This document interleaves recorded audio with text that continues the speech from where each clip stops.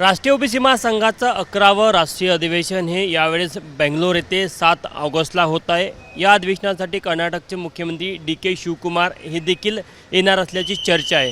मात्र महाराष्ट्रातील काही काँग्रेसचे नेते डी.के. शिवकुमार यांना भेटून त्यांनी ओबीसीच्या राष्ट्रीय अधिवेशनामध्ये जाऊ नये अशी विनंती केल्याची माहिती पुढे आलेली आहे। स्वतः राष्ट्रीय ओबीसी महासंघाचे अध्यक्ष बबनराव तायवाडे आहे। काही नेत्यांनी डी.के. शिवकुमार यांची भेट घेतलेली आहे। मी घेतली असेल, त्याच्यामध्ये काही गैर नाही, मी काही गैर समजत नाही।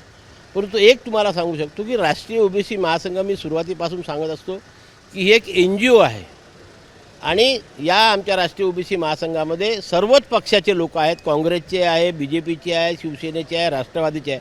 कुण्या एका पक्षाच्या विचारधारेशी राष्ट्रीय ओबीसी महासंघ बांधलेला नाही आहे आणि त्या विचारधारेने आजपर्यंत आमचे 10 अधिवेशन सक्सेस झालेले। आमचं कर्तव्य होतं कर्नाटक राज्यामध्ये अधिवेशन होत आहे म्हणून त्या राज्याच्या मुख्यमंत्र्याला निमंत्रण देणे।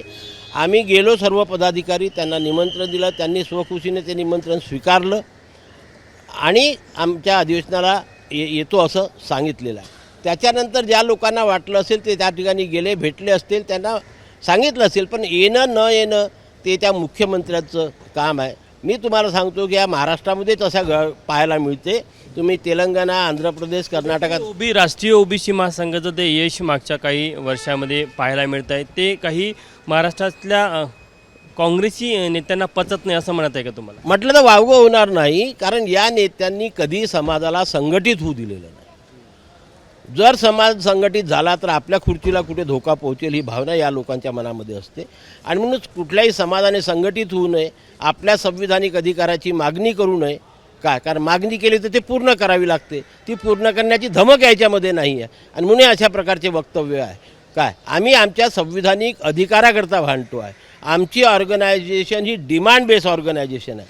आम्ही अधिवेशनामध्ये जेवढे काही आमचे प्रश्न असतील, यावेळेस बेंगलोरमध्ये आम्ही 26 प्रश्न ओबीसी समाजाचे जे केंद्राशी निगडित आहेत त्याच्यावर चर्चा करणार आहोत, ठराव पारित करणार आहोत आणि केंद्र आणि राज्य सरकारने ते लवकरात लवकर पारित करावे, शासन निर्णय काढावे अशी आग्रहाची मागणी आम्ही या सर्व पक्षाच्या नेत्यांपुढे त्या ठिकाणी करणार आहोत। या अधिवेशनात कोणकोणते प्रस्ताव प्रमुख राहणार आहे? प्रमुख हेच आहे की आता जी जनगणना होऊ घातलेली आहे, पहिल्या टप्प्यामध्ये ओबीसीचा कॉलम नव्हता, दुसऱ्या टप्प्यामध्ये तो ओबीसीचा कॉलम आणि जातीचा कॉलम दोन्ही कॉलमात त्याच्यामध्ये समाविष्ट करावे आणि ओबीसी समाजाची जातनिहाय जनगणना करावी, हा आमचा प्रमुख मुद्दा राहणार आहे। दुसरा मुद्दा आमचा असा राहणार आहे की केंद्रामध्ये ओबीसी मंत्रालय सुरू करण्यात यावं। आमच्या स्थानिक स्वराज्य संस्थांमध्ये जे आम्हाला 27% आरक्षण मिळत होतं ते आरक्षण कमी झालेलं आहे, ते पूर्ववत करण्याकरता संविधानाच्या कलम 243D6 आणि 200T6मध्ये अमेंडमेंट करून पूर्ववत ओबीसी समाजाला स्थानिक स्वराज्य संस्थांमध्ये 27% आरक्षण द्यावं। ज्युडिशियरीमध्ये आम्हाला आरक्षण लागू करावं। नॉन क्रिमिलियरची जी अनकॉन्स्टिट्युशनल कंडिशन आहे ती डिमॉलिश करावी आणि जोपर्यंत डिमॉलिश होत नाही तोपर्यंत ही मर्यादा 20 लाख रुपये करावी, ही आमची त्या ठिकाणी प्रमुख मागणी राहणार आहे। सर्व जिल्हा स्तरावर, तालुका स्तरावरती हॉस्टेलची सुविधा करावी आणि महात्मा फुल्यांचं हे 200वं जन्मशताब्दी वर्ष आहे। महात्मा फुले संपूर्ण बहुजन समाजाचा बाप आहे आणि या बापाला आणि आमच्या आईला सावित्रीबाई फुलेला त्यांच्या या 200व्या जयंती वर्षाच्या निमित्ताने भारतरत्न पुरस्कार बहाल करावा, ही प्रमुख मागणी त्या अधिवेशनामध्ये राहणार आहे। कारण त्यांच्या 200व्या जयंती शिवकुमार येणार आहे का या अधिवेशनामध्ये? मग आम्हाला तर हो म्हटलेलं आहे, अजूनपर्यंत त्यांच्याकडनं काही निगेटिव्ह आलेलं नाही। पण ज्या नेत्यांनी त्यांची कानभरणी केली त्यांनी असे सांगितलं की राष्ट्रीय ओबीसी महासंघ कुठेतरी भाजप प्रेरित आहे। कालपर्यंत आम्ही त्यांच्यासोबत होतो तर काँग्रेस प्रेरित होतो, आज आम्ही भाजप प्रेरित झालो। अरे 10 वर्षाचा इतिहास बघा ना राष्ट्रीय ओबीसी महासंघाच्या अधिवेशनाचा। एकही अधिवेशन असं नाही की जिथे फक्त आम्ही एका पक्षाच्या लोकांना बोलू, पहिल्या अधिवेशनापासून तर मागच्या अधिवेशनापर्यंत। काय, मागच्या वेळेसही काँग्रेसचे नेते गोव्याला आमच्या डायसवर होते, BJPचे लोक होते, राष्ट्रवादीचे होते, शिवसेनेचे होते। काय, पहिल्या अधिवेशनापासून आम्ही दरवर्षी सर्व पक्षाच्या नेत्यांना बोलवत असतो आणि त्यांच्यासमोर मुख्यमंत्री देवेंद्र फडणवीस या व्यतिरिक्त आणखी कोण कोण नेत्यांना तुम्ही आमंत्रण दिलं आणि कोण कोण येणार आहे? हे बघा, महाराष्ट्रामध्ये मुख्यमंत्री देवेंद्र फडणवीस आहे, आमचे ओबीसी बहुजन मंत्री अतुल सावे आहे, चंद्रशेखर बावनकुळे आहे, खासदार प्रतिभाताई धानोरकर आहे, आमदार अभिजित वंजारी आहे, परिणय फुके आहे, सुधाकरराव अडबले आहे, संजय दरेकर आहे, आणखी आमदार आहेत काही। तेलंगणामधनं खूप मंत्री आणि खासदार येणार आहे. कर्नाटकमधनं तिथले उपमुख्यमंत्री, सगळे सर्वपक्षीय सर्व पक्षीय तुम्ही आमची पत्रिका बघा, सर्व पक्षीय नेत्यांना आम्ही आमंत्रित केलेले आहे. काँग्रेसचे नेते असं काय करतात की काँग्रेसच्या मुख्यमंत्र्यांनी तिथे जाऊ नये? कुठेतरी त्याचं उत्तर तुम्ही त्यांनाच मागू शकता, मी नाही.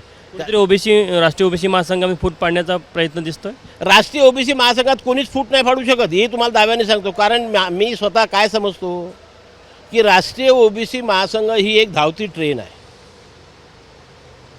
या ट्रेनमधून स्टेशन आले की काही लोक उतरतात, काही लोक चढतात, काही लोक उतरतात, काही लोक चढतात. ज्यांना आमचं काम चांगलं वाटतं ते येत जातात, ज्यांना स्वतःचा स्वार्थ साध्य होत नाही असं वाटतं ते उतरत जातात.